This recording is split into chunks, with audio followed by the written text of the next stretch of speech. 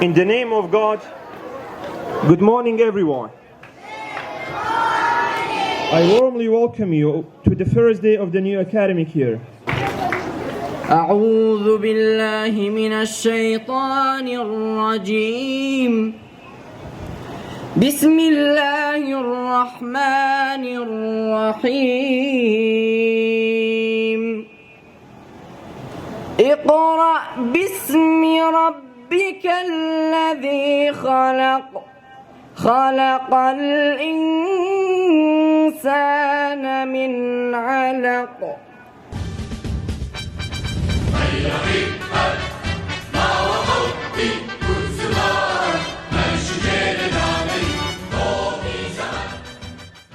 بەناوی خوای گەورە و میهرەبان، مامۆستایانی بەڕێز، قوتابیانی خۆشەویست، هەموو لایەکتان بەخێر بێنەوە بۆ ساڵێکی تری نوێی خوێندنی 2023-24.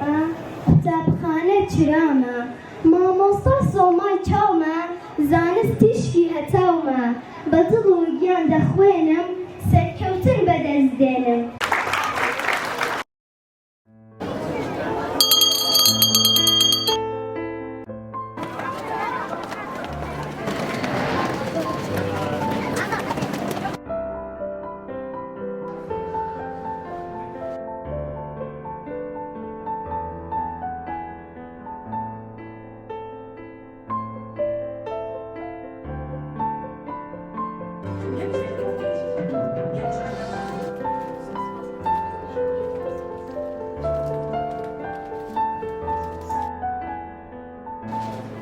Teşekkür ederim. Sağ olun.